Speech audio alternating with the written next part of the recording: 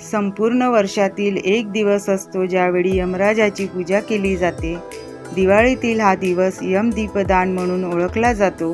तर या दिवशी यमराजाला दिवा दान केला जातो. दिवाळीचा दुसरा दिवस म्हणजे धनत्रयोदशीला यमदीपदान करणं महत्त्वाचं मानलं जातं.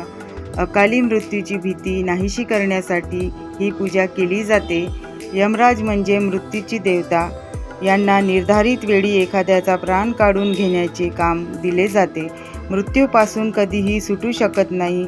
अकाली मृत्यू टाळण्यासाठी धनत्रयोदशी, नरक चतुर्दशी आणि यमद्वितीया या दिवशी मृत्यूच्या देवता यमधर्माची पूजा केली जाते. संध्याकाळी गव्हाच्या पिठाचा तेलाचा दिवा लावला जातो. त्याचबरोबर या दिवशी 13 दिवेही लावले जातात. तर हा दिवा कसा बनवायचा, त्यामागील महत्त्व काय, कथा काय, या सर्व गोष्टींची आपण माहिती आजच्या व्हिडिओमध्ये करून घेणार आहोत. नमस्कार, प्रियाणीज ब्लॉगमध्ये आपले सर्वांचे स्वागत आहे. यमदीपदानाची सोपी पद्धत आपण जाणून घेऊया. प्रदोष काळात यमदीपदान करण्याची परंपरा आहे. असं म्हणतात की दिव्यामध्ये तमोगुणी ऊर्जा लहरी आणि नकारात्मक तमोगुणी लहरी शांत करण्याची क्षमता मोठ्या प्रमाणात असते. याकरिता प्रथम गव्हाच्या पिठात थोडीशी हळद घालून ती आपल्याला मळून घ्यायची आहे. नंतर त्याचा दिवा बनवायचा आहे आणि त्या दिव्याच्या बाजूला ठेवण्यासाठी 2 आपल्याला मुटके तयार करून घ्यायचे आहे. काही ठिकाणी चौमुखी म्हणजे 4मुखी दिवा तयार करतात. यानंतर स्वच्छ कापूस घेऊन या 2 लांब वाती तयार करायच्या आहेत आणि त्यांना दिव्यामध्ये ठेवायचे आहे. इथे पहा 2 मुटके मी तयार केलेले आहे. आता राहिलेल्या या पिठाचा आपण दिवा बनवून घेऊया. तर तुम्ही 4मुखी असलेला दिवाही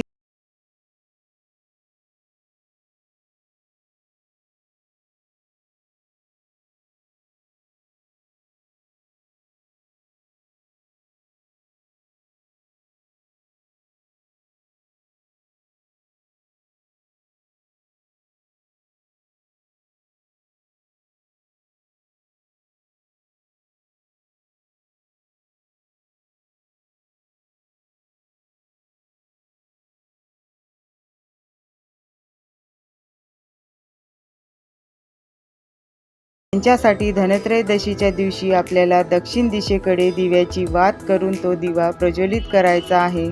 तर हा दिवा यमराजाला अर्पण करून अकाली मृत्यू येऊ नये अशी आपल्याला प्रार्थना करायची आहे. इथे मी तुम्हाला साधा दिवाही बनवून दाखवते. तर अशा पद्धतीने आपल्याला असा एक गव्हाच्या पिठाचा दिवा आपल्याला बनवायचा आहे आणि तो आपल्याला दक्षिण दिशेला त्याची वात होईल अशा पद्धतीने धनत्रयोदशीच्या दिवशी संध्याकाळी आपल्याला लावायचा आहे. तर धनत्रयोदशीची पूजा ही संध्याकाळी केली जाते. अशा परिस्थितीमध्ये 29 ऑक्टोबर रोजी पूजेचा मुहूर्त संध्याकाळी 6:31 ते 8:13 असणार आहे. तर हा दिवा आपल्याला घराच्या मुख्य दरवाजाच्या बाहेर लावून म्हणजे दक्षिणेला वात करून हा ठेवायचा असतो आणि रात्रभर तसाच तो बाहेर ठेवायचा आहे.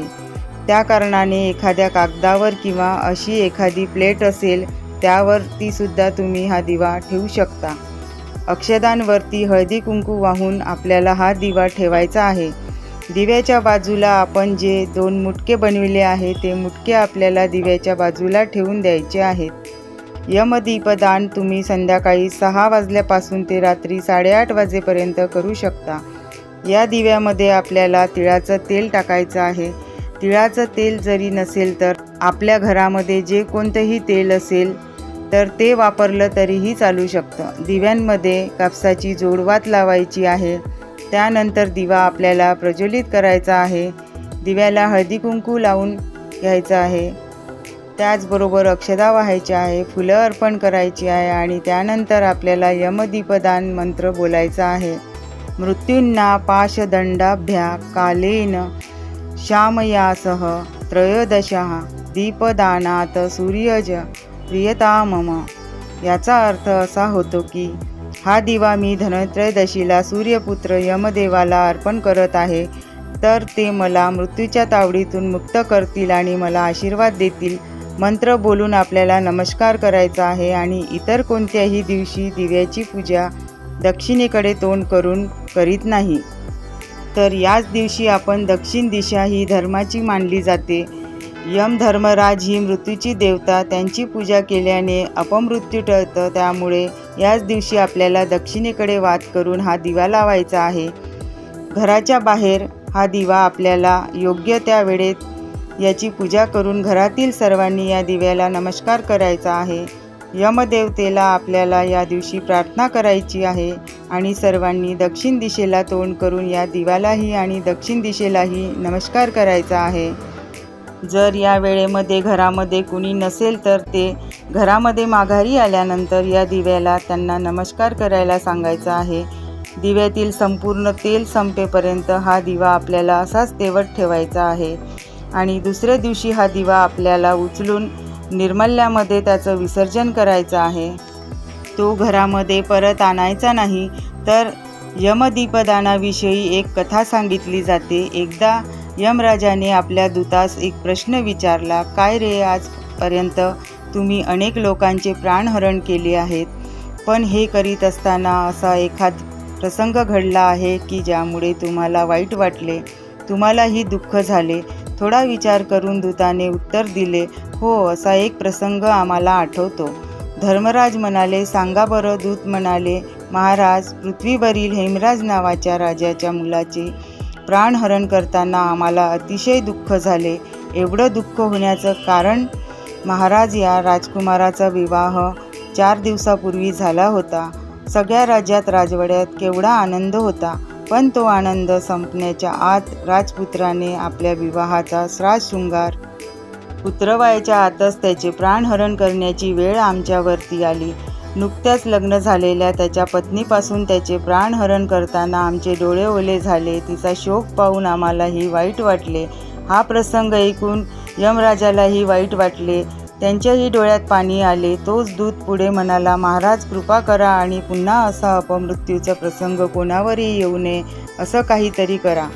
तर विचार करून यमराज म्हणाले, ठीक आहे, जे लोक या त्रयोदशीला मला दीपदान देतील आणि आजपासून पुढे 5 दिवस दीपोत्सव साजरा करतील, त्यांच्यावर असा अपमृत्यूचा प्रसंग येणार नाही. तेव्हापासून ही प्रथा पडली आहे असे म्हणतात. तर कथेतील सत्यता पडताळत राहण्यापेक्षा श्रद्धेने एक दिवा यमराजांना नक्की समर्पित करा. तर आपल्याला अकाली मृत्यू येणार नाही हा दिलासा नक्कीच मिळू शकेल.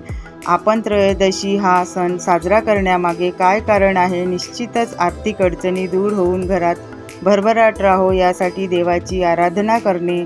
तर या दिवशी भक्त मनोभावे पूजा तर करतातच, परंतु पूजेसह काही सुपीक काम केले तर धनासंबंधी अडचणी दूर करता येऊ शकतात, कारण ते केल्याने त्याच्या 13 पट लाभ होतो.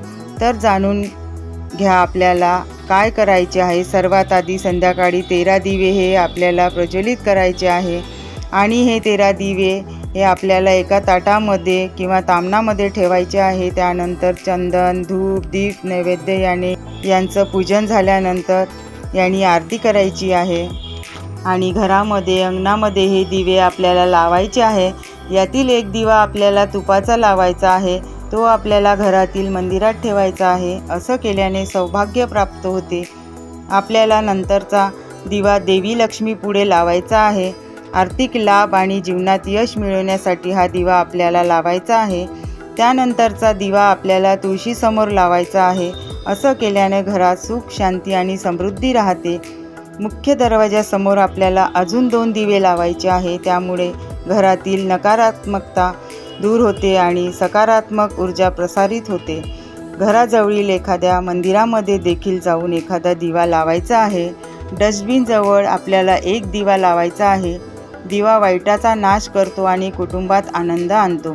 त्यानंतर आपल्याला घरामध्ये, घराच्या बाहेर, घराच्या छतावरही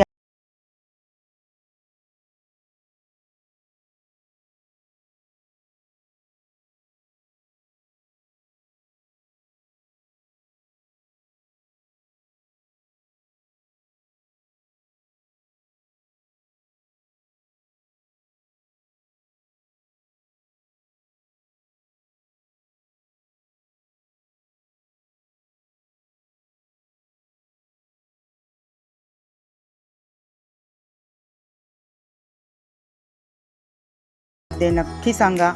व्हिडिओ आवडला असल्यास व्हिडिओला लाईक, शेअर आणि सबस्क्राईब करा. चॅनलवरती नवीन असाल तर चॅनलला नक्की सबस्क्राईब करा. ऑल प्रेस करायला विसरू नका, म्हणजे माझे येणारे प्रत्येक व्हिडिओ तुम्हाला बघायला मिळेल.